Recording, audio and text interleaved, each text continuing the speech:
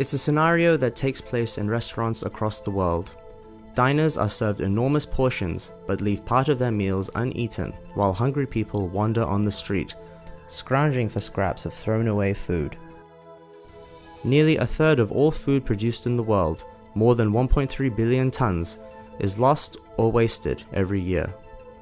According to Food Agriculture Organization of the UN, food losses and waste amounts to roughly $680 billion in industrialized countries and $310 billion in developing countries.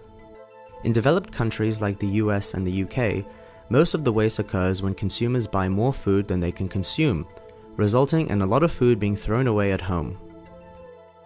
In developing countries, a significant amount of food is lost before it even reaches supermarkets and restaurants.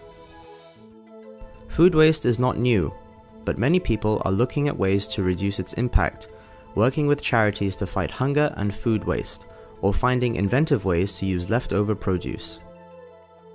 Relying on the help of volunteers in the UK, Food Cycle collects and redistributes surplus food to prepare nutritious meals for those at risk of food poverty and social isolation. We think that our meals are actually quite a good way of doing that because all of the guests who come along know that it's a meal made with food that would otherwise go to waste. And a lot of our guests mention that it's kind of opened their eyes and volunteers as well to the amount of waste that there is. And they're all part of solving the problem together. So it makes it quite a nice environment where the guests are there helping us to eat all this amazing food that would otherwise go to waste. The volunteers are collecting the food from the supermarket and they see the huge amount of food that is there for them to take and become very conscious of the problem and then can turn it into something really delicious. In the Bahamas, Hands for Hunger works to improve food security and reduces food waste through food rescue and donations, providing non-perishable food storage and educating students about hunger and food waste. Hands for Hunger itself was founded by a group of students led by Alana Rogers 11 years ago. And basically, they recognized that there was a lot of food that was being thrown away and that there was a significant amount of need. So Hands for Hunger essentially connects the dots between food waste and food insecurity in the Bahamas. So very simple strategy. We have 2 refrigerated trucks and we're on the road 6 days a week collecting food, fresh surplus food from places that would have otherwise thrown it away. And we deliver that same food to organizations that are in need. Starting with feeding 150 homeless people in India, the Robin Hood Army today feeds over hundreds of thousands of people a month in approximately 120 cities across the world. I think the Robin Hood Army idea is simple. Volunteers in their free time collect excess food from restaurants and they give it to the less fortunate. It works in a neighborhood format. So what I mean by that is, let's say in a Bombay will be split up into maybe 20 different neighborhood chapters. So in a neighborhood like Bandra, the food will be collected from restaurants in Bandra, the volunteers will be residents in Bandra, and the less fortunate will be homeless people, orphanages, old age homes around Bandra. Some organizations are opting for tech-driven solutions to make it easy for individuals and businesses alike to be a part of the food waste revolution. Based in the US city of Pittsburgh, 412 Food Rescue developed an app called Food Rescue Hero, which allows people to volunteer spontaneously. Once they sign up, they'll be notified when volunteer opportunities crop up nearby, or they can pull up a rideshare-like map at any time to view pickups presently available for distribution.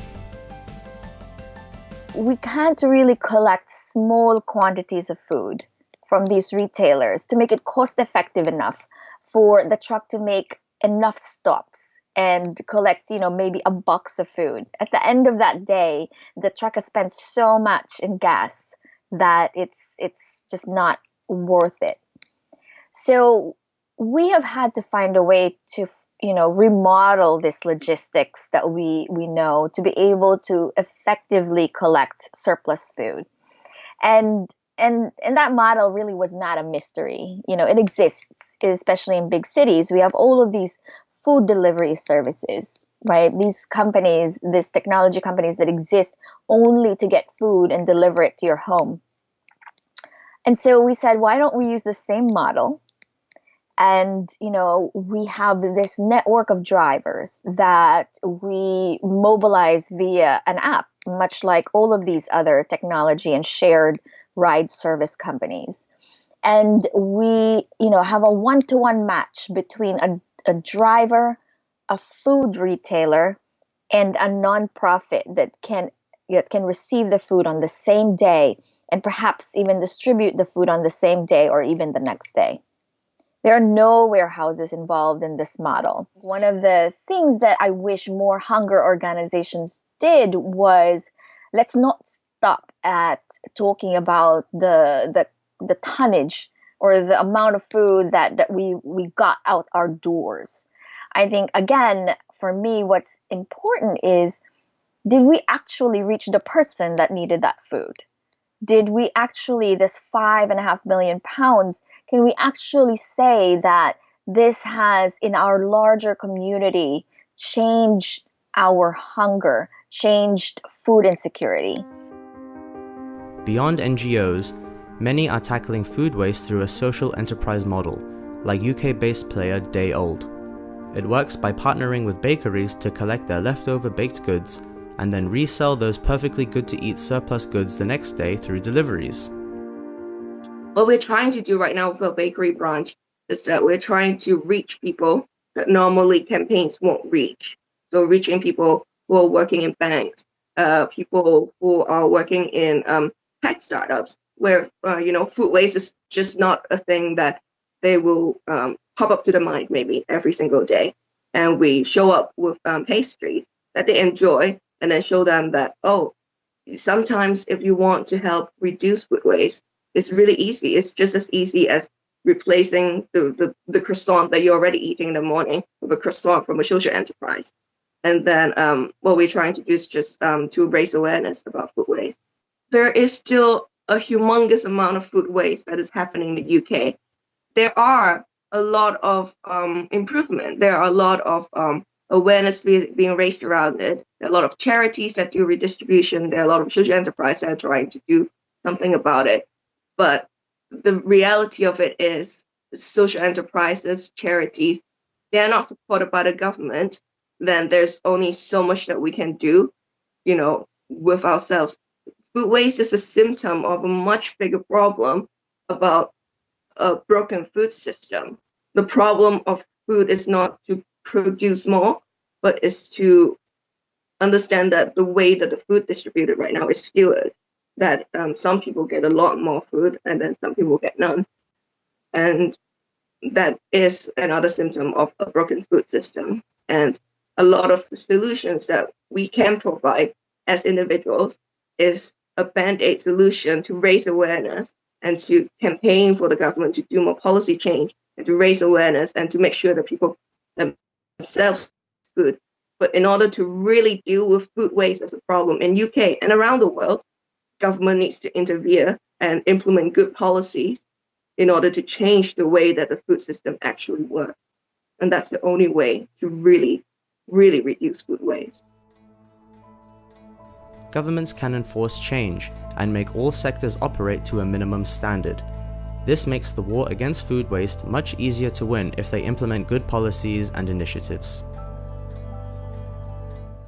I think we look to our neighbors from the north, right? So European countries, so many of them require that the grocery stores donate any excess food that they would have otherwise thrown away to charity organizations very similar to Hands for Hunger. So I think that's not only an excellent policy, but it's something that's very easily implemented. It requires very little resources, to be honest. It's a policy question. So if we can require that grocery stores donate excess food, I think that'll make a significant difference in addressing food insecurity in the Bahamas and also just, tackling food waste. There needs to be something that is really fundamental about a change in the policy. So, for example, the French, in France, you have the law where all supermarkets mandatorily, they have to redistribute all of their surplus food to charity. There is no way that they cannot not do it without breaking the law. So they do it. For example, a lot of food businesses won't want to work with SOSANs and charities because they're very worried. What if someone gets sick? What if someone gets sick from the food and they get sued? In places like US, there is a law called the Good Samaritan Law. So the Good Samaritan Law protects people from being sued if it is an act of charity. So in the UK, we don't have that. So it makes that a lot of businesses won't want to work with us because they are afraid, and they use that as a way to, tell us no. So there needs to be something that is more fundamental, that creates an environment that people want to interact with those ends. Right. I think that they try through having a better tax donation system deduction. If it were a tax credit, that would be a lot better and I'm talking about the supply chain. I'm talking about this sector of the supply chain.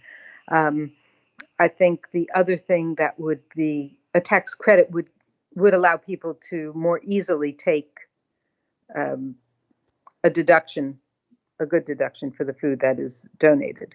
It's still a good deduction, but there are certain limitations around it. And the other thing is the people who take the credit for it, the tax. So the people who receive the tax incentive are the food owners, which is not the trucker and it's not the logistics company, it's the wholesaler. So the people, so there's no incentive in a way. There's no tax incentive, financial incentive for coming from the government for these other parts of the system, and those are the ones that make it happen. Challenges always exist while running these food waste reduction campaigns. Mobilizing volunteers is the key link in the process. Meanwhile, awareness will be raised for those who participate, leading to more knowledge around the issue and causing a ripple effect as a result. The most difficult yet the most pivotal part of this whole system is really the volunteer. A lot of businesses want to donate food, and all charities want to get food. It's about the problem of getting things from point A to point B. We try to use volunteers, but we know how hard it is to ask the volunteers to carry 20 loaves of bread from point A to point B.